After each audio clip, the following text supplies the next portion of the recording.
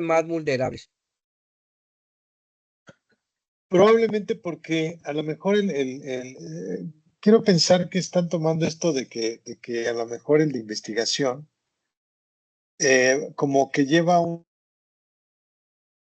decirlo. Primero, no sale tanto a campo, o sea, vas a decir, no, es que sí sale. Ok, sale a campo, pero depende mucho maneja sus tiempos, pues. O sea, es mucho trabajo de oficina, a lo mejor mucho trabajo de investigación, internet, de hemeroteca, hacer algunas entrevistas, vaya. En cambio, el corresponsal ese siempre está vulnerable, pues ese siempre va a estar eh, pues en la trinchera, porque va a estar cubriendo lo que en el lugar que le corresponde cubrir.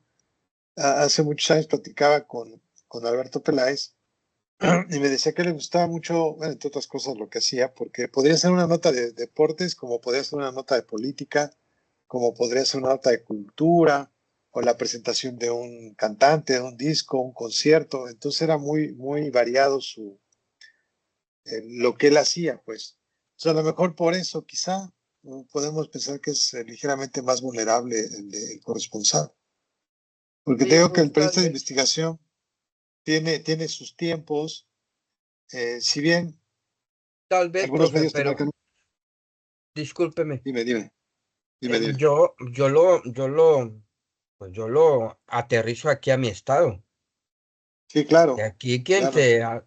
quien se anima a hacer ese tipo de trabajos de investigación, Ajá, muchos criminales y todo eso, vaya que sí está en riesgo, ¿eh?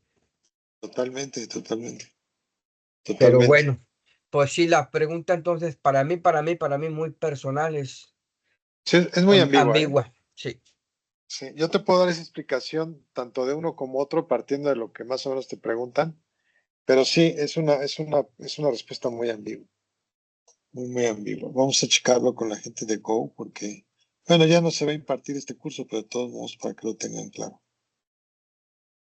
sí. Eh, Vamos a dar 3 minutos más en lo que llega, ¿te parece, Bueno, muy José bien, Gregorio? Gracias. claro. Creo que ya está grabando. Sí, está grabando. Sí, ya empezó la grabación. Sí. Ahí está mi agua. Voy por mi agua. Corre, corre, corre.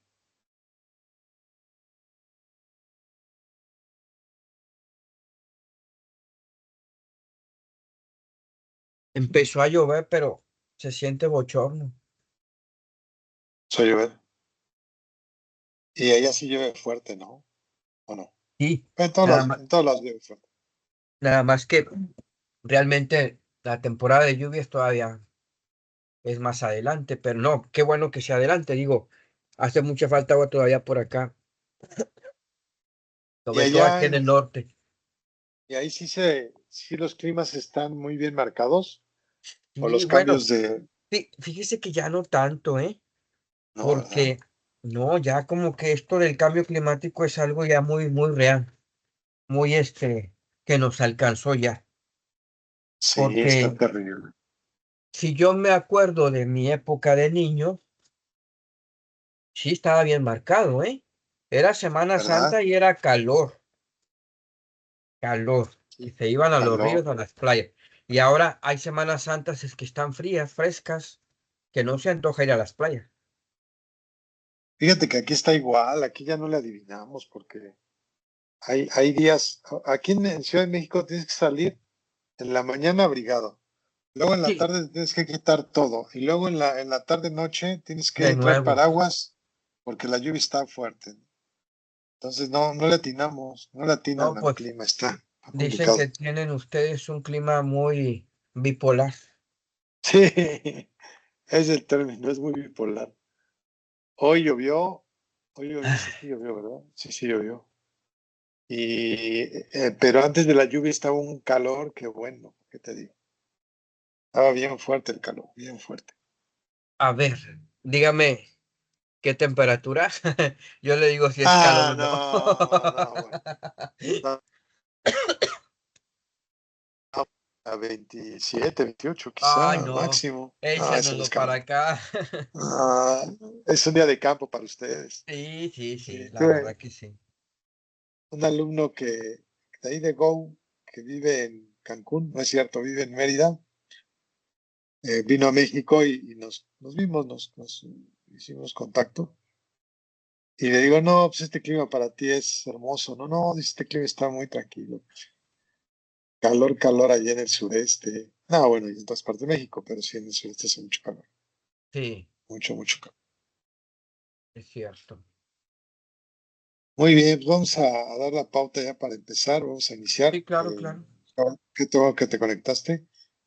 El tema de hoy me parece muy importante porque ustedes como periodistas lo han vivido mucho y seguramente incluso, no sé si les ha tocado, que pongan en tela de juicio lo que ustedes reportan o lo que ustedes de alguna forma transmiten a través de sus medios.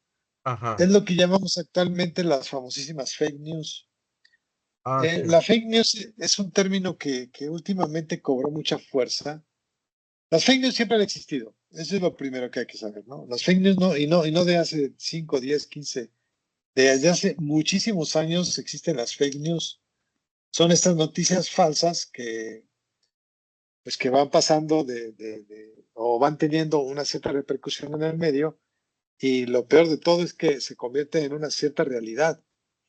En Estados Unidos y en los primeros países que empezaron a circular periódicos, se empezaron a generar las famosísimas fake news. Esto es, inventaban una noticia falsa para generar alguna, no sé, alguna crisis o vaya, que tuviera alguna repercusión en el grupo social, o más que el grupo social, en ciertos grupos como élites o de gobierno o algunas instituciones. Ahorita les voy a poner un libro que está buenísimo que habla de estas, y da muchos ejemplos en torno a la fake news. Pero ¿por qué vemos la fake news? Porque la fake news es un instrumento actualmente que se está dando mucho a través de las redes sociales digitales, y que tristemente no tiene tampoco vaya, legalmente están en libertad, pues. Entonces, el que tú intentes de alguna forma decir, oye, pues sabes qué, voy a demandar a esta empresa porque lo que puso es una fake news. No, y quiero ver cuándo te van a hacer caso, o quiero ver cuándo le van a dar seguimiento, o va a tener alguna repercusión legal. La realidad es que no, se sale de control totalmente. Y les voy a explicar y les voy a demostrar cómo estamos infestados de noticias falsas. Hay un autor que se los voy a presentar en un ratito su libro que se llama Marc Amorós García. Marc Amorós García es un español, un filósofo, científico, estudioso de la comunicación, muy importante ahí en España, que habla de este tema y lo domina y lo platica de forma muy interesante porque comienza un texto que se llama Fake News. Dice, si tú escuchas a un voceador como en aquellos tiempos en que había voceadores, ya saben, estos niños o jóvenes que gritaban, extra, extra, pues pasó esto, pasó el otro. Dice, si ustedes escuchan a un chico de ellos o un chico de estos diciendo, aquí noticias falsas, noticias falsas, noticias falsas, pues no lo vas a comprar porque te está diciendo que son noticias falsas. Pues la realidad es que sí las compras. Esto es, en este escenario un tanto cuanto metafórico o de ficción, la realidad es que ya muy, muy pocos, no es que no haya voceadores, de luego que los hay, pero pues no vas a comprar un periódico que traiga noticias falsas. Lo que nos trata de decir es que actualmente estamos inundados, infestados de noticias falsas, en mayor o menor grado, pero falso es falso, punto. Es como decir, ay, nada más dije una mentirita o dije la verdad a medias. Pues, punto, no lo dijiste bien y se acabó. Entonces, las noticias falsas es un instrumento político muy poderoso que deben de tener mucho cuidado ustedes que ya son sobre todo gente de medios, que no se los tengo que platicar, simplemente lo estoy subrayando, pero lo aterricemos un poco a esta cuestión legal y sobre todo que tengan y una reflexión en torno a ello, porque qué tanto de lo que yo informo o de lo que me informan o de lo que me entero, qué tanto es verdad y qué tanto no. Y les voy a poner algunos ejemplos para que también sea un motivo de tanto cuanto de charla o un tanto cuanto de conversación entre nosotros del grupo. Espero estén viendo la noticia, que estoy seguro que sí. Sí, Okay. La noticia salió hace ya un año, el 14 de enero de 2024. Recuerdo que salió esta nota en domingo. Yo no la vi, pero sí la escuché en la televisión y me llamó mucho la atención. Entonces la busqué a través de los portales, del portal de este medio de comunicación. Y la noticia más o menos dice, reportan saturación de hospitales en México por pacientes de COVID-19. Pues realmente es una nota muy importante, ¿no? Porque yo creo que todos los que estamos aquí conectados, y no solamente nosotros, sino yo creo que varios habitantes del planeta, pues sufrimos de esta pandemia y esto de encierro, como diría el buen Alex Lora, de esta cuarentena, estuvo muy fuerte, ¿no? Entonces, yo creo que cuando hablamos, cuando nos dicen o cuando nos informan de que pues hay COVID y que están saturados algunos hospitales, pues realmente a mí me parece una noticia importante, preocupante, que es de tomarse en cuenta. Ya no tengo que explicarles a ustedes las características de una verdadera noticia. Me queda claro que hay noticias que no son importantes, como el hecho, bueno, me queda claro que para un sector, ¿no? O sea, si el Toluca le ganó al América, pues a mí me tiene sin cuidado, la verdad, ¿eh? O sea, no, eso no, para mí no es una noticia. Me queda claro que para un grupo, para un sector deportivo, gente aficionada a este deporte, pues sí le parece una gran noticia. Pero hay valoraciones de noticias, ¿no? Pero me queda claro que en cuestión de salud, no lo sé, al menos ustedes díganme, pues yo creo que sí es preocupante, porque la salud es algo tan sensible, es algo pues tan importante para todos, el tener salud, el que no vuelva a caer otro virus, en fin, toda esta situación. Yo realmente cuando yo escuché la noticia me llamó la atención. Entonces busqué la información y me llamó que no voy a detallar, solamente detallaré uno que es el que me ocupa. Menciona aquí varios hospitales, menciona Jalisco, Guanajuato, Michoacán, y caen en la lista el Hospital General Doctor G. Manuel G. Un tanto cuanto me ocupa a mí. ¿Por qué? Por la cercanía. No está para saberlo, pero yo vivo muy cerca de este hospital, o es una zona que aquí en Ciudad de México se le llama zona de hospitales. En Ciudad de México hay varias zonas de hospital, pero la zona del sur pues es muy conocida, como también la del norte, la del noreste, la del suroeste, para allá en Ciudad de México. La de oriente, perdón, o la de poniente, disculpen. Entonces, en Ciudad de México al sur hay una zona de hospital, y por ahí está la casa de todos ustedes. Entonces, cuando yo me enteré, dije, ah, caray, el doctor G. González, saturado de COVID-19, pues como buen periodista me dio la tarea de investigar, ¿no? Y me dio la tarea de investigar, ¿por qué? Porque tengo la fortuna de conocer a la subdirectora del hospital. Entonces le hablé por teléfono y dije, oye, es más, antes de hablar le mandé la nota por WhatsApp. Le dije, oye, pues ahí esto, ¿no? Y ella se quedó impactada o sorprendida, me dijo, ah, caray, pues déjame checar. Y acto seguido, pues decidí llamarle. Y dije, oye, pues ¿qué pasó? Pues que ya hay un brote de coronavirus. ¿Con qué pasó, no? De COVID-19. Y con todas las letras me dijo, no tengo un solo paciente de COVID. Uno solo. Dije, no te creo. Y entonces esta nota aquí. Dice, pues esa nota es falsa. Dice, yo no voy a hablar por el hospital de Jalisco, ni el de Guanajuato, ni el de Michoacán. Yo te puedo afirmar contundentemente que aquí en el hospital Gea González no tenemos un solo paciente con COVID. No tenemos nadie hospitalizado. Es más, ni siquiera me han llegado pacientes con COVID. Porque luego les llegan pacientes con COVID y los reciben, los analizan todo, y dependiendo de la gravedad se quedan en el hospital o se van. Entonces hay pacientes que sí llegan al hospital, pero se van. O sea, su gravedad no es tan alta para quedarse en el hospital. Entonces me dice, no me ha llegado ni siquiera un paciente de esos. ¡Qué barbaridad! ¿Cómo puede ser que hayan dado esa noticia?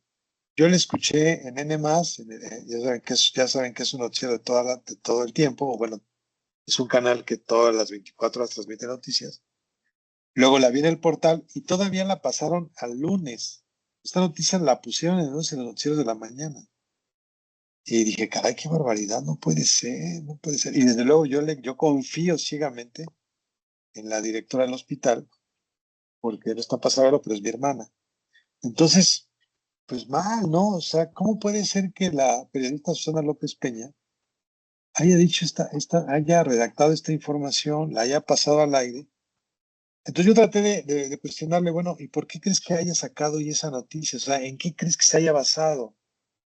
Entonces la respuesta me dijo, pudo haber sido porque a la entrada del área de urgencias del hospital, nosotros ponemos un número donde le decimos a la gente que llega al hospital eh, a qué capacidad estamos. Entonces le decimos, ¿sabes qué? Tú que acabas de llegar, estamos ahorita al 300%, estamos al 200%, que es un escenario muy, muy bonito, el del 150%. A lo mejor ella se fue con esta idea pensando que estábamos al 100% de COVID, pero no, la verdad es que no. Es la única explicación que yo te puedo dar. Y le preguntaba, la cuestionaba, oye, ¿por qué no de alguna forma tú desmientes esta noticia? Y contundente, ¿sabes qué? Si yo me pongo a desmentir todas las noticias que salgan en los medios de comunicación de los hospitales, no termino. Y menos de ese hospital, que además es un hospital de categoría general y de los más importantes que hay en Ciudad de México. Yo no voy a poner a desmentirlo. Entonces, ese tipo de circunstancias se dan aquí en México con las fake news. La fake news cobró mucha fuerza con un personaje que seguramente cuando les diga el nombre ustedes lo van a ubicar muy bien, que se llama Donald Trump. Donald Trump en su primera campaña política, como buen político, estaba siempre en contra de los medios de comunicación. Y entonces empezó a decir que los medios no decían la verdad, que nada más se la pasaban dando noticias falsas. Y noticias falsas para acá, noticias falsas para acá y noticias falsas para acá. Entonces se quedó, o sea, vamos, regresó al candelero esta cuestión de la noticia falsa. Insisto, noticias falsas siempre han existido. Nada más habría ahora que darnos cuenta en qué nivel se dan las noticias falsas. Y ojo, recuerden que nosotros estamos checando o estamos analizando los escenarios que se dan periodísticamente hablando o en materia de comunicación y cómo estos escenarios pueden tener o podrían tener alguna repercusión legal en torno a lo que se está informando. Porque ya quedamos que todos tenemos derecho a informar, perdón, todos tenemos derecho a comunicar y a decir lo que pensamos, pero hay límites. Pero también hay cuestiones que rebasan esos límites, como es el caso de la salud. O sea, yo no puedo, como Susana López Peña lo hizo, o sea, yo no puedo poner una noticia, reitero, no sé los otros estados, pero en Ciudad de México y en el caso del hospital, yo no puedo poner una noticia de este tipo. ¿Por qué? Porque estoy alarmando a la gente. A mí me alarmó, ¿eh? A mí me alarmó porque, ay, no, no puede ser otra vez encerrados. O sea, a mí sí me alarmó. Pero bueno, yo soy de los pocos que a lo mejor, y créanme lo que lo digo con conocimiento de causa, soy de los pocos que, a ver, ¿será verdad? A ver, vamos a investigar, revisé, chequé. Hay gente que lo escucha y se queda con eso, ¿eh? Y lo peor, lo replica, lo replica y lo replica, entonces se convierte en este teléfono descompuesto. Eh, no sé si yo, como ciudadano normal, pueda tener la capacidad o pueda tener el derecho de demandarla.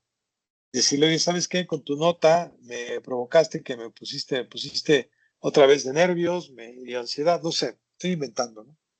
Pero realmente esta situación pues pasa por estas reflexiones que debemos de tomar en cuenta porque no se pueden dar y porque es lo que ocasiona, y reitero, realmente no, como diría el gran filósofo Jaime Maussan, y nadie hace nada.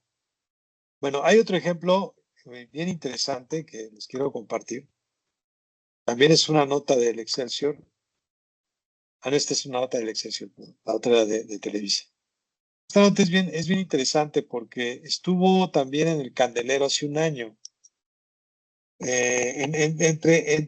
Entre que se politizaba, como dice luego nuestra presidenta, entre lo político que puede tener una noticia y lo no político y lo real y lo no real, es un juego de palabras, pero es muy claro y es cierto lo que sucede.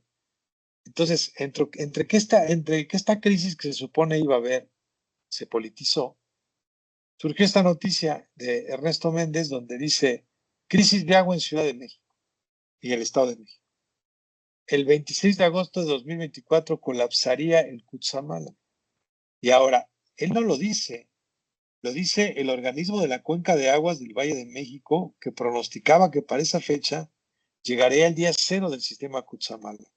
Y luego todavía acá abajo cita a gente, a personas, pues, da datos muy precisos. Aquí están los datos. Pues yo leo esta noticia y otra vez, una cuestión de agua.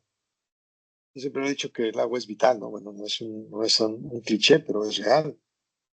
Sin agua, ¿qué hacemos? O sea, es muy importante el agua. Entonces, entre la realidad y la ficción, para, como diría el otro, un expresidente, la política ficción, pues me parece una nota muy importante, porque repercute a todos. Todos utilizamos agua. Y si no va a haber agua, pues me queda claro que es un problemón. Bueno, esta noticia salió entonces en el Excelsior el 30 de enero de 2024. Pero entonces surge la pregunta, ¿a quién le creo? Les digo a quién le creo porque resulta que en esta política ficción me dicen esto. Por favor, díganme si se escucha.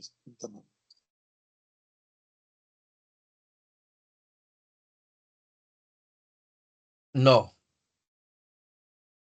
no se escucha, profe. No se escucha, ¿verdad? Denme un segundo. Tengo que mover algo aquí para que se escuche cuando comparto. Incluir sonido. Listo. Ahora sí se debe escuchar, disculpa. Listo. Por favor, díganme si se escucha. Vamos a presentar. Sí. Perfecto. Entonces, en los diarios, un periódico, Ernesto Méndez, con información de la misma zona del Cutzamala, nos dice que no va a haber agua. Y de repente, en estas homilías mañaneras. Son tiempos de sopilotes digitales. Con tweets de la. Perdón, vamos a presentar este caso porque ya no saben ni qué inventar. Durante la marcha confundieron. Bueno, antes vamos a ver esta porque es falso que la Ciudad de México se quedara sin agua un año. ¿Podemos pasar esa, por favor, antes? Es falso que la Ciudad de México se quedará sin agua un día cero. No sé si han escuchado esta desinformación que ha corrido para generar miedo. Un personaje de la oposición inició una campaña para sembrar miedo e incertidumbre entre los habitantes de la Ciudad de México al declarar que se acercaba el día cero en que ya no habría agua en unos meses. Con el dramatismo intencionado que acostumbra la oposición, José Luis Luege, exdirector de la Comisión Nacional del Agua, con Vicente Fox, inventó que por el bajo nivel que tiene el sistema Cutzamala, la capital del país se al día fatal. Entonces, aquí, por ejemplo, pues tuvieron suerte porque después en Ciudad de México se vino una temporada de lluvias tremendas. Pero independientemente de eso, antes de que pasaran las lluvias, ¿a quién le creemos? O sea, yo como ciudadano, pues yo le voy a creer al gobierno, porque el gobierno tiene toda la infraestructura, tiene todo, pues, literalmente tiene todo el poder para tener información clara, exacta, precisa, concisa, verídica de lo que pasa en esta cuestión o en esta crisis hídrica. Yo le creo al gobierno. Entonces, este manejo de información, como siempre, en algunos casos también va cargada con una parte política, pero al final del día son fake news. Insisto, después pues, tuvieron suerte y llovió muchísimo, pero entonces estamos en esa ambivalencia. ¿A quién le creo? ¿O con quién me voy? ¿Con melón o con sandía? Como diría esta frase, ¿no? Que suena medio raro, pero pues es real. Entonces, pues la noticia tiene este juego, pues, que dependiendo de de cómo lo quieran jugar, nosotros lo recibimos. Insisto, nosotros tenemos la ventaja, todos los que estamos ahorita conectados, que pues somos inquietos, de alguna forma, en nuestra labor como periodistas o como informadores, pues nos obliga a no quedarnos con una sola versión, investigar. Pero la mayoría de la gente, y miren que al decir mayoría estoy hablando de más de la mitad de la población, no piensa igual, no que no piense igual, perdón, no reacciona igual. O sea, se va a quedar con lo primero que le diga. Entonces es muy complicado en estos tiempos manejar las noticias tanto de un lado para otro porque podemos caer en este juego del fake o de lo falso o de lo medianamente verdad o de lo medianamente falso, que es como sucede con las noticias. Me parecen aspectos delicados tanto el de la salud como el de la cuestión del agua, porque como les digo, repercute pues en todo, ¿no? Si no hay agua, pues ¿cómo le hacemos? Quiero ver. La gente de Iztapalapa, aquí en Ciudad de México, que tanto se queja del agua, créanme que desde que yo me acuerdo que escuchaba información de agua y de que faltaba el agua, siempre estaba Iztapalapa. Siempre, siempre, siempre. Entonces, llevo escuchando 40 años la misma historia, si no es que más. Yo me atrevo a decir que hasta 45 años, llevo escuchando la misma frase. En Iztapalapa el agua es mala, en Iztapalapa no hay agua. Y queda claro que no en toda Iztapalapa, hay ciertos lugares también privilegiados de Iztapalapa que tienen agua, pero la gran mayoría no tiene agua. Entonces, esta nota que de repente sale y dice, se va a ver un último día en que ya no va a haber agua. Dije, ah, caray, qué barbaridad, no sé, tantos millones vamos a quedar sin agua. Pero ahí está, ¿no? La realidad es que pues, no pasó, y entonces pues, la noticia que dio Ernesto Méndez, pues no sé dónde la habrá sacado, y dada con datos, con números, con cifras, lo cual, pues no sé ya qué pensar del medio. Ahí les tengo otra joya, aguántenme tantito y ya después abro los micrófonos o abro la clase para la reflexión en torno a estos temas. Ahí todavía estoy compartiendo, ¿verdad? Un segundito. Ya voy a cerrar ya voy a cerrar este. Hay otra noticia que a mí me llama mucho la atención y que siempre la platico, la verdad, con un tanto cuanto de cotorreo, pero es serio este asunto, de verdad es muy serio. Lo que les platicé hace un rato de noticias pues, tiene que ver con cosas medulares, ¿no? Con temas importantes, trascendentes. El hecho de que pues, regrese el COVID, que nadie, yo creo que en su santo juicio quiere que regrese esa pandemia, o otra pandemia. Y lo del agua, que me parecen dos temas que son vitales para la vida cotidiana de una nación, de una ciudad, o ubíquenlo incluso en su estado.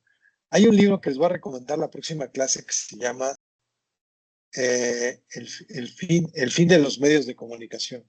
Está escrito por un norteamericano. Extraordinario libro. Y se los voy a reseñar la próxima clase porque creo que tiene mucho, más bien, les puede ayudar a ustedes que están trabajando en un tanto cuanto medios locales, ¿no? Que tienen su importancia, de su trascendencia, pero este libro explica muy bien la trascendencia que pueden tener en un futuro estos medios de comunicación. Bueno, voy a darles otra noticia. Esta sí es totalmente, eh, ¿cómo decirlo? Como luego digo en mi programa, ¿no? Esta es una noticia de un pretexto para la conversación, nada más. Tomás Alva Edison. Tomás Alva Edison, yo creo que todos nosotros lo conocemos muy bien. Un tipo, un inventor muy importante, un hombre que a lo mejor yo lo pondría como en tercer lugar, quizá. Bueno, quién sabe, ¿eh? Yo siempre pongo en primer lugar de los inventos a Nikola Tesla, por la cuestión de la luz. ¿Qué haríamos sin la luz? ¿Qué haríamos Él no inventó la luz, pero él lo que inventó nada más fue el manipular la luz. Entonces, es un invento que me parece fundamental, trascendental para la vida de la humanidad.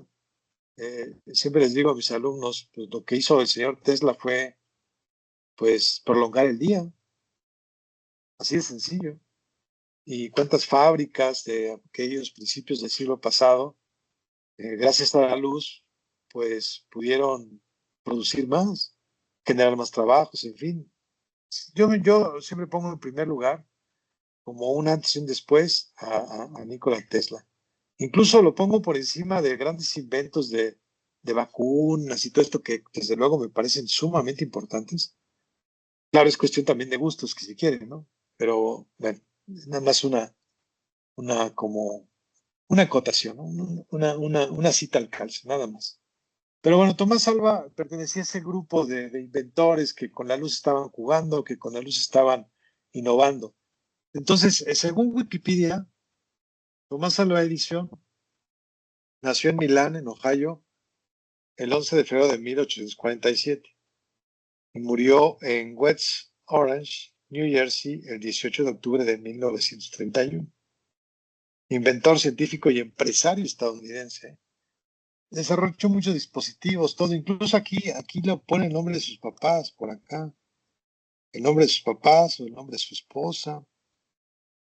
En fin, es una información de una enciclopedia que no sé quién de ustedes, son muy jóvenes, pero no sé quién de ustedes haya revisado aquellas enciclopedias de Baldor o de Espasa-Calpe vaya, a que me diga, ¿no? Enciclopedias, vaya, libros, textos. Yo recuerdo que en casa todavía existe la enciclopedia temática. Será bien divertido, bien romántico ponernos a ver a la enciclopedia temática, ¿no? Porque como su nombre lo dice, era una enciclopedia temática. En el índice buscabas un tema y te mandaba uno de los libros y hasta la página. O te mandaba otro libro y la página. Bueno, a mí me parece que Wikipedia es un instrumento muy bueno. Me parece un esfuerzo además titánico, porque Wikipedia, además de que contribuyen todos los que quieran contribuir a la información, que ese es un punto importante, desde luego. O sea, tú puedes sacar una suscripción en Wikipedia y subir lo que tú quieras, pero siempre habrá un filtro que se encargará de decidir si se queda o se baja. Entonces, ese lapso de tiempo, que es lo que siempre he dicho que es este lapso, como que en el limbo se queda la información de Wikipedia, ese pequeño lapso, tú te puedes llevar una sorpresa, pues, porque a lo mejor en ese pequeño periodo, que no sé cuánto sea, 3 días, 5 días, hace muchos años aquí en el TEC de Monterrey estaba la oficina de Wikipedia que se encargaba, tenía un séquito de alumnos o de becarios que se encargaban de revisar lo que se subía para Latinoamérica. Entonces, les llegaba, como siempre, pues, cuestiones de electrónica y de computación, les iba llegando el link de lo que se subía. Entonces, este grupo los iba revisando. ¿Y qué revisaba? Pues lo primero que revisaba era la ortografía, que tuviera buena redacción, y luego revisaba algunos datos. Mucha gente lo que sube a Wikipedia a veces lo referencia. O sea, pone el numerito y manda la cita hasta abajo o manda a otro hipervínculo. Entonces, eso lo revisaban y de alguna forma corroboraban qué tan cierto o qué tan veraz era la información que se enviaba. Esa oficina ya no existe aquí en el TEC de Monterrey, no sé dónde la habrán llevado, pero llevaba un tiempo, ¿no? Una semana, 2 semanas. Me queda claro que el 100% de la información que está en Wikipedia, pues yo no la creo. Hay que tener siempre, como lo dije hace un rato, hay que verificar. Como punto de partida me parece buena Wikipedia. Además, insisto, el proyecto, bueno, no, ya no es proyecto, la plataforma es muy loable, pues es una plataforma que te ayuda a encontrar datos que a lo mejor te pueden costar mucho trabajo. Y si eso le agregas ahora el ChatGPT y otras plataformas, bueno, pues estás armado. Podemos pensar que estamos armados, ¿no? Bueno, entonces eso dice todavía, lo estoy abriendo actualmente, eso dice del señor Tomás Alva Edison. Entonces la pregunta sería, ¿a quién le creo? Entonces aquí les tengo una joya de Tomás Alva Edison. Lo dice muy claro. ¿Es verdad que Tomás Alva Edison nació en Zacatecas? Es una nota también del Excelsior. Aquí lo único que le podemos un poco dudar es que la tomaron de redacción. Los que están en diarios, a ver, explíquenme por qué le ponen redacción a esta nota.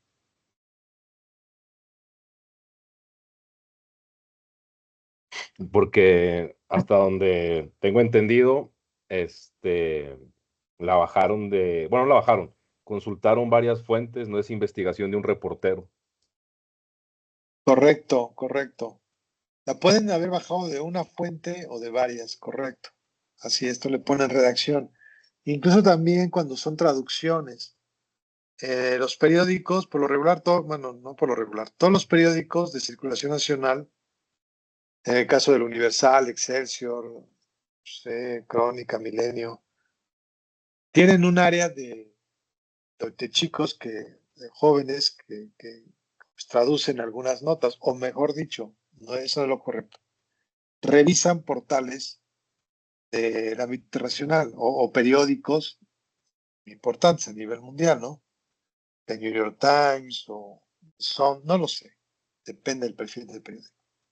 Y lo que se encargan ellos es de calificar la nota, primero ponerle un grado de importancia y valiéndose de ese grado, entonces el jefe de información o el redactor el editor o el copy va a decidir si se hace la traducción para subir a la plataforma. Entonces, por eso también le ponen redacción. Bueno, esta nota, dicho sea de paso, es una joya de noticia. Es una joya, créanme, es una joya. Porque te dice santo y seña, te dice los porqués, te dice todo de esta pequeña pregunta que hace al inicio. Entonces dice Luis Venegas Rocha, extinto miembro de la Asociación Fresnillense de Estudios Históricos y Actividades Culturales, aportó interesantes datos al respecto. No la vamos a leer la nota completa, simplemente les puedo decir que después de leerla, y lo más importante, después de mostrarme o de determinar y marcarme las evidencias en torno al señor Tomás Alva, me queda claro que Tomás Alva era mexicano o fue mexicano. Aquí hay una, híjole, ya sé aquí hay nada más, esto es muy romántico, ¿no? Esta es la casa donde nació. En esta casa nació Tomás Alva Edison. Tomás sin H. No es Tomás, es Tomás. 18 de febrero de 1841. Insisto, no vamos a la nota completa, pero da datos muy precisos en torno a el por qué sí era mexicano. Y yo no les voy a decir dos evidencias que dice la redacción o los que hicieron esta nota. Hay dos evidencias muy claras que lo demuestran y que ya están en el Archivo General de la Nación y que se conservan ahí. Tomás Alva, cuando se fue a Estados Unidos muy joven, le mandaba, tenía correspondencia con sus padres, a que además ahí dice los nombres originales de los padres, muy importante. Mantenía una correspondencia con sus papás, entonces les iba como diciendo cómo le iba, vaya, les explicaba, ¿no? Oye, pues estoy ahorita haciendo esto, ya me puse en esto. Hay muchas películas y muchos biógrafos que hablan de Tomás Alva y todos coinciden en que Tomás Alva era un tipo un tanto cuanto especial. De hecho, corrió casi a patadas, por decirlo menos, al señor Tesla, porque Tesla participó o fue parte del equipo de investigadores o de inventores de Tomás Alva Edison. Entonces, todos coinciden en que el señor Tomás Alva tenía un carácter de los mil demonios. Hay una película muy buena que se llama Tesla nada más, donde ilustran muy bien o ponen cómo era Tomás Alva. déspota, sí, un tipo muy, no quiero decir el término para ahorrarme todos esos calificativos, hay una palabra muy clara en México que ustedes ya la conocen. Bueno, pero aquí la evidencia es que existe una correspondencia que le enviaba a sus papás. Ahora pueden decir, ¿y eso qué? No, eso tiene mucho que ver porque además de la correspondencia, mejor dicho, en dicha correspondencia, Tomás Alba trataba de explicarle a sus papás con dibujitos lo que estaba haciendo. Por lo tanto, esa evidencia es contundente, o sea, o sea, no se presta a duda. ¿Qué fue lo que pasó con Tomás Alba? Pues que obviamente le convenía más nacionalizarse norteamericano por todos los inventos que ya estaba haciendo. ¿Y por qué? Porque se le iba a facilitar más, pues, tener préstamos, inversiones, que llegara el dinero, en fin. Y pues lo hizo, ¿no? Entonces pasó y se nacionalizó norteamericano. La historia que hicieron en torno a él me parece muy clara porque nos queda claro que con inventores de este tipo, pues ellos buscan de alguna forma pues arroparlo y hacerlo muy suyo. Pero de que nació en México, por supuesto que nació en México. Hay otra cosa, hay otro dato que dan aquí bien interesante. El problema es que cuando nació Tomás Alba en México, no existía el registro civil, pues. O sea, lo único que se tenía como registro era la fe de bautismo. Y entonces ahí habla muy bien y claramente se explica cómo las iglesias que estaban alrededor del pueblo en el que él nació sufrieron hurtos, incluso se quemaron algunas de ellas en los tiempos de la revolución. Entonces ya no se tenía pues toda la documentación que probablemente existía, y no nada más de Tomás Alva, de otros ciudadanos, por llamarlo de alguna forma, o de feligreses que pertenecían a este grupo, pues no se tiene el dato. ¿Por qué? Porque simplemente se desaparecieron los documentos. Pero las cartas no. Las cartas están ahí. Yo creo que en algún momento algún biógrafo de altos vuelos, que hay afortunadamente varios, pues se atreva, ¿no?, a meterse estas cartas, mostrarlas, explicarlas. Reitero, la nota es muy clara y te da incluso datos, te compara, pues, en Estados Unidos o en la biografía se dice esto y la realidad es esto. Él tuvo de padres a estos y los que dicen son estos, ¿no? Entonces, ¿a quién le crees? Pues yo le creo, ahora sí, le creo al periódico, porque me da datos muy exactos, me da momentos muy importantes, me da esta parte, la importante está aquí todo. Y bueno, yo me quedo muy románticamente con la idea de que sí, efectivamente, don Tomás Alva Edison fue de origen mexicano. Una nota muy extensa, yo le calculo como más de 4 cuartillas para explicar este dato.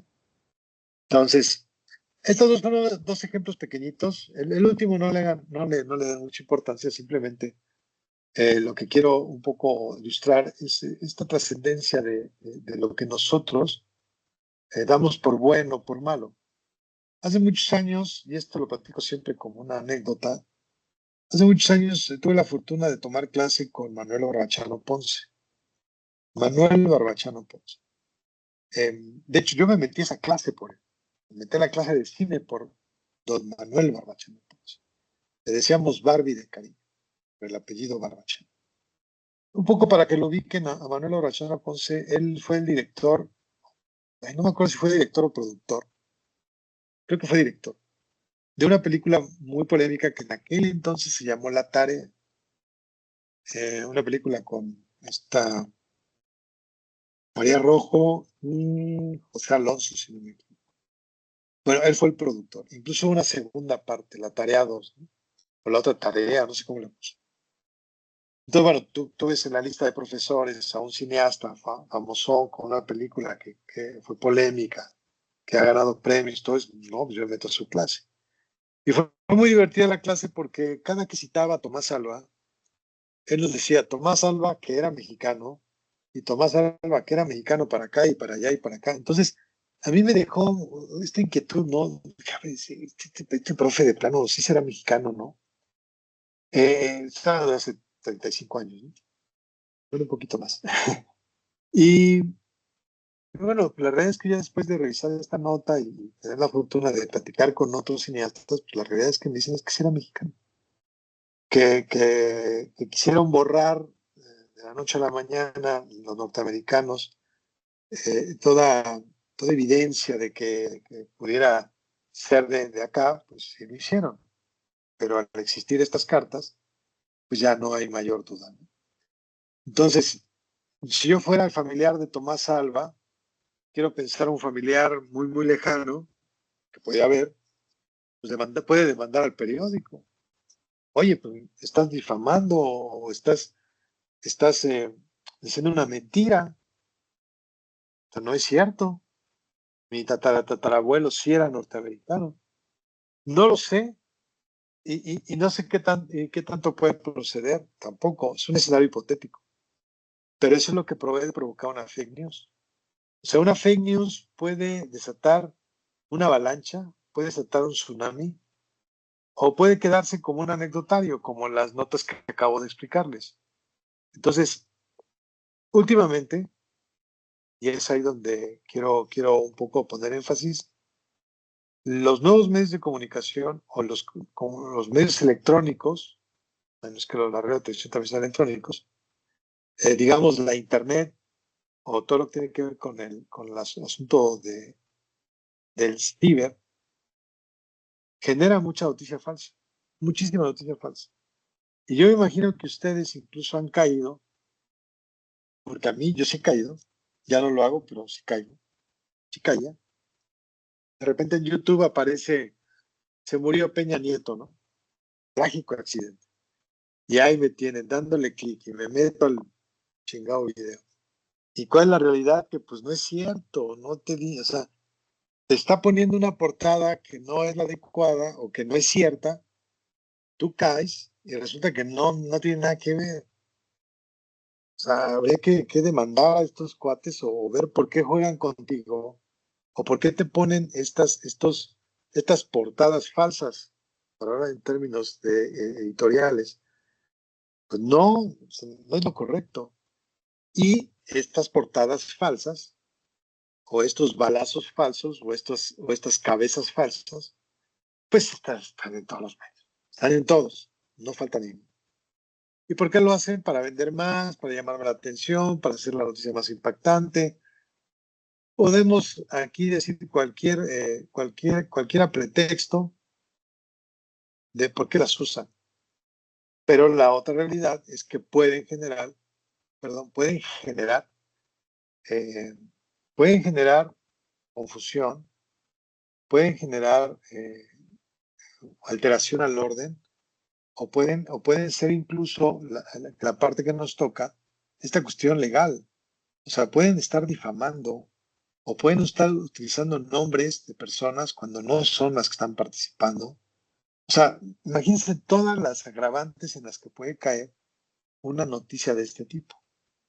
Entonces, a mí me parecía muy, muy importante compartirles este tema porque además es un tema que ha cobrado mucha fuerza y lejos de que cobre mucha fuerza, lo que hizo la Internet o lo que ha hecho el Twitter o las redes sociales digitales, pues es potencializarlo. O sea, es darle todavía mayor velocidad y fuerza a este tipo de contenidos en los que no podemos caer. Este es el libro que les recomiendo. Ahí está. Se llama Fake News. Es de Marc Amorós García, un español. Este libro sí lo venden en México, porque luego los libros llegan y no los venden aquí en México. Pero este sí lo venden en México. Me parece un trabajo extraordinario de Marc Amorós, porque primero se va a la parte histórica. A mí me gusta mucho siempre que hablen de la historia. Entonces pone ejemplos viejísimos de estos primeros diarios o de estas noticias falsas que se empezaban a dar hace muchos años. Y lo más interesante que también me parece que hay que rescatar es cómo ahora entra en este caldo de cultivo con las redes sociales o con la información digital o a través de plataformas. Y pone muchos ejemplos. Incluso pone imágenes de verdad muy poderosas. Dice, esta imagen se dijo de esto. Voy a poner un ejemplo. Ahorita lo voy a compartir con ustedes. De unos niños, aquí está, esta foto es terrible. Perdón, ahorita le pongo la foto. A ver si se alcanza a ver esta imagen. No se alcanza. Esperen un segundo. Ahorita te pongo la portada. Ahí está, ahora sí se va a ver. Miren, esta foto es de unos niños que están supuestamente muertos en la playa. ¿Sí? Fue una especie como de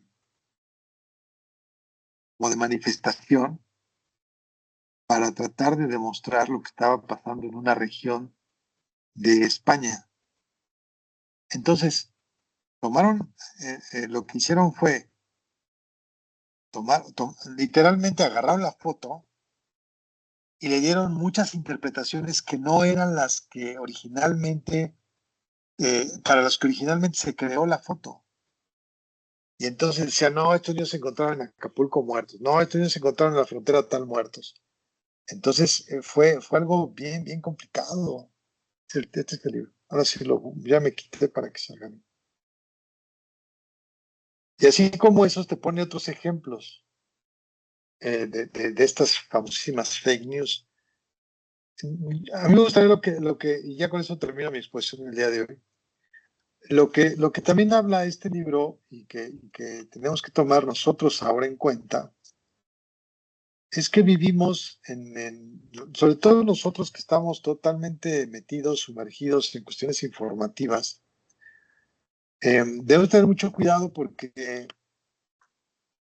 nosotros estamos creando, nos guste o no, estamos dentro de una comunidad, hablo de redes sociales, que lo que hace es darnos información, pero lo dice muy claro, Amorós, dice, te da información que tú quieres escuchar. No te da la información que puede estar más allá de lo que tú quieres escuchar. Y con esto, ¿y cómo voy a explicar esto? Con el famoso algoritmo. O sea, dice, ok, tú tienes tu red social, la que quieras, no me tienes que decir cuál.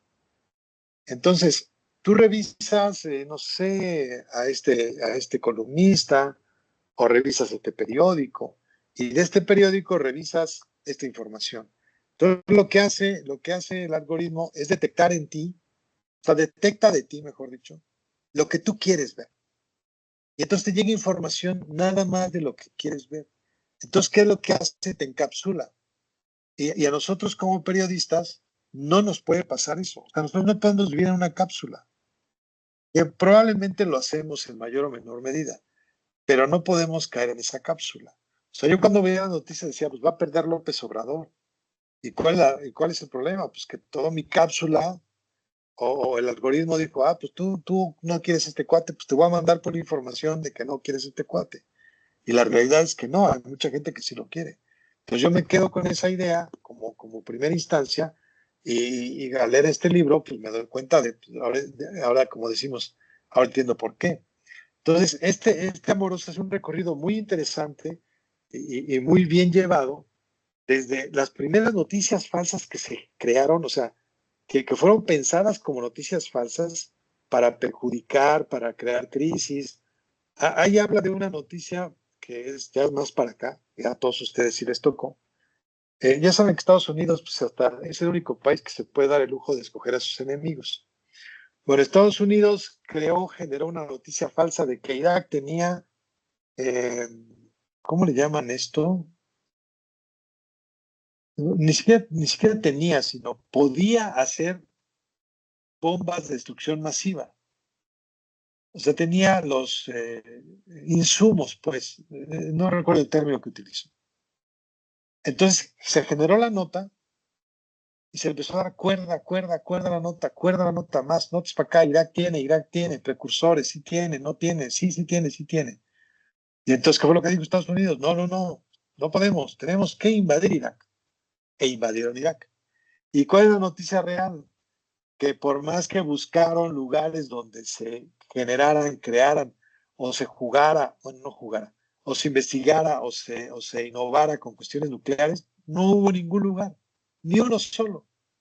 O sea, lo que generó la fake news fue, ¿qué quería Estados Unidos? Pues lo que quería Estados Unidos era echar a andar su industria, que es la industria armamentista, que es la que le da millones de dólares, toneladas de dólares. ¿Por qué? Pues porque estaba en crisis. Dijo, no, pues vamos a inventar algo y ahora le empezamos a generar y a otra vez producir y a gastar en torno a la cuestión bélica, pues, a la industria militar, que es la más poderosa y la más poderosa y la que más le da dinero a Estados Unidos. Entonces, ellos hicieron esta noticia, la crearon para hacer girar esta ruleta, pues. Pero realmente en las noticias falsas se ponen muchos ejemplos, Marc Amorós, en torno a esto, hasta dónde son capaces los gobiernos de generar una noticia falsa. Ahorita hay una noticia que, bueno, cuando fue la pandemia, seguramente ustedes escucharon, y ahora sí ya con esto termino, hoy ya me pasé, que decían que había sido un complot, ¿no? El famosísimo complot, que se había inventado el virus y que no, que sí, que no fue a tiempo, que no se corrigió. Entre que son peras o son manzanas, pues ahí están los millones de muertos. En lo que son peras o son manzanas, pues a mí me dio COVID, y yo creo, no sé si a ustedes les dio COVID o no, a mí sí me dio COVID, y a toda mi familia nos dio de un jalón COVID a todos. Y sí está de la patada.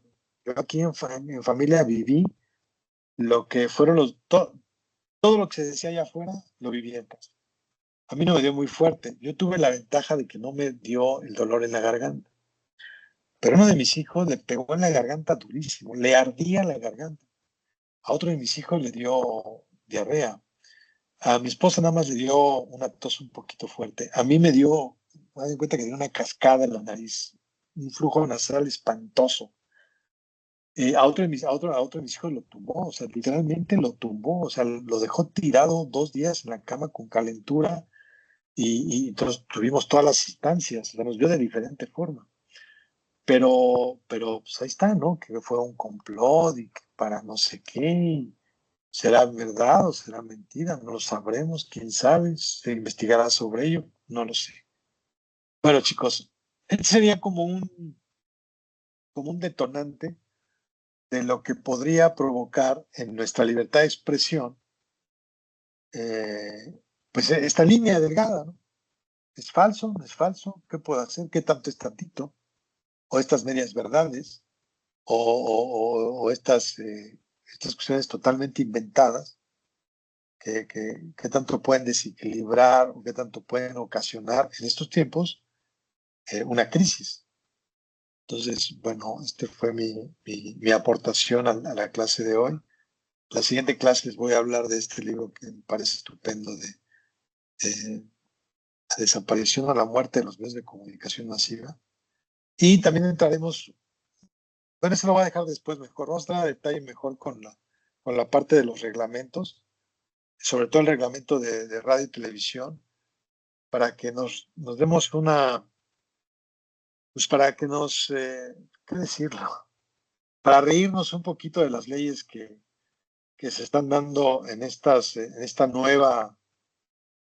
este nuevo paquete que ya lo frenaron, ya dijeron que no, que se va a ajustar, pero se va a ajustar muy poco. Y la verdad es que va a pasar sobre lo que nos compete, que es esta ley de radio y televisión. Después veremos la de prensa, que me parece importante que conozcamos, no todas las leyes, perdón, no todos los artículos, pero sí algunos que pueden ser de vital importancia para nuestro desempeño profesional. Y sobre todo recuerden que ustedes están a otro nivel, ¿no? Ustedes ya a nivel de maestría. Entonces ustedes tienen que tener una visión más crítica, una visión más, ¿cómo decirlo?, más reposada en torno a lo que puede generarse o a lo que esté en el ámbito periodístico informativo. Y siempre recuerden que cuando ustedes estén diciendo algo, o hablando algo, o escribiendo algo, siempre tengan presente cómo puede reaccionar la gente. ¿Qué puede pensar en torno a lo que estoy diciendo? ¿Me puede tomar como un mentiroso? ¿Me puede tomar como un charlatán? ¿Me puede tomar como un periodista serio? ¿Me puede tomar como un ente reflexivo? Entonces, eso depende de qué, pues de sus fuentes, de dónde sacan la información, de cómo lo vivieron, de cómo lo sintieron, vaya, de cómo ustedes se empaparon para lograr esa opinión o ese, vaya, o esa idea que van a expresar. Así de sencillo. ¿Ok? ¿Alguna reflexión? Vamos a darnos 4 minutitos, 5 para reflexionar en torno a esto. Si alguien quiere participar, como siempre está la clase abierta. No, pues yo, Ok. Adelante, Cervantes, por favor. pues solamente me imagino que ha visto una película que se llama Walk the Dog. ¿Cómo En, no? en México le pusieron Cortina de Humo, Sí. de cómo se inventa, ¿no? Todo, una guerra, se inventa una guerra, bueno, más bien un soldado Totalmente, perdido en una guerra ficticia, totalmente. y si mis compañeros Gregorio y Brenda no la han visto, pues chéquenla, porque pues no es más que la realidad, o aquí cuando la ficción o la realidad supera la ficción, ¿no? Porque no dudo que muchas guerras o muchos conflictos sean así inventados solamente por un interés. Totalmente. Y me das pie para recomendar otra película que no me acuerdo del nombre, Servando, pero esa es muy buena, ¿eh? Cortina de Humo es muy, muy buena, véanla. Hay otra película que se llama, esta Cortina de Humo retrata muy bien una época, una etapa muy importante de los conflictos a nivel mundial. Hay otra película con Dustin Hoffman que no me acuerdo del título, donde a él lo contrata. Dustin Hoffman es un director de cine. No voy a spoiler la película, pero es un tema de verdad muy, muy interesante. Él es un director de cine y lo contrata el gobierno de Estados Unidos. ¿Para qué? Para inventar escenarios. Y entonces el tipo pues se da los lujos y se da el vuelo y inventa escenarios para que estas intervenciones que hace Estados Unidos en diferentes lugares las matice y tengan un pretexto para hacerlas. Y no es por nada, pero la película es muy, muy buena. No les cuento el final, véanla. No me acuerdo el título, es con Dustin Hoffman. Y vean la reseña o vean sí, sería como la sinopsis de la película. Y con eso ya tienen una idea. Él es un director de cine, eso sí, es claro, él es un director de cine. Sí, también muy, muy buena. Bien la recomendación, Servando. A mí me gustan mucho estas películas que ilustran estos temas de los que platicamos, porque bien lo dijiste, y yo retomo la frase, la realidad supera cualquier ficción, ¿eh? Pero cualquier ficción. A veces duele, ¿eh? Pero es la realidad, pero por mucho la rebasa. Cuando ves películas de cuestiones dictatoriales o de masacres o cosas de ese tipo, híjole, la realidad la realidad lo supera, muy, pero por mucho. Gracias, Servando. Si no hay algo más que agregar, pues los dejo con estas reflexiones en torno a las fake news. Les recomiendo mucho este libro. Son pocos los libros que yo les diría que los compren, pero si este libro lo pueden bajar en PDF, pues está muy bien, ¿no? Pero si lo pueden comprar, yo les diría, cómprenlo, porque como periodistas, de veras, te abre un panorama sumamente amplio. Ahora, mucho de la maestría, y con esto cierro la clase de hoy, mucho de la maestría también es que nosotros tenemos que revisar autores o tenemos que tener un abanico de autores que podamos nosotros un tanto cuanto no sé, conocer o tenerlos como aliados, pues. Yo intento cada clase recomendarles a un autor porque ese es mi trabajo y porque creo que les va a funcionar para su desarrollo profesional.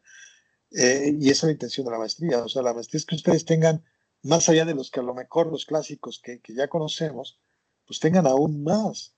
Y entonces lleven una lista de autores que créanmelo, que son muy buenos y que desde mi perspectiva, claro que les pueden servir. No venía preparado, les juro que no, pero miren, aquí tengo yo en la mano este libro. Para que se den una idea, este libro lo tengo aquí en la mano, este de Nicolás Tesla. O sea, no, es de mis libros de cabecera, la verdad. Déjenme muestro otro libro, que ya se los había mostrado, pero voy a mostrarles otra vez de mis favoritos de cabecera. Este es muy bueno, este es muy bueno, este libro es muy bueno. ¿Qué está haciendo Internet con nuestras mentes? Pregunta y luego lo responde. Superficiales. Nicholas Carr es un gran científico social que retrata muy bien estas situaciones del Internet con lo que está pasando actualmente.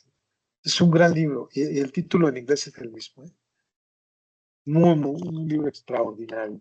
Entonces, bueno, son libros que tengo aquí a la mano que puedo ir recomendando, que ya les recomendaré otros más. De este ya creo que ya se los mencioné alguna vez, si no me acuerdo. Ya se los mencioné, creo, ¿no? También me parece un trabajo muy bueno, Linchamientos Digitales, de Ana María Olabuenaga. Parece un texto también, es su tesis doctoral, de hecho. Me parece un texto que vale la pena también que los conozcan, sobre todo ahora con las redes sociales.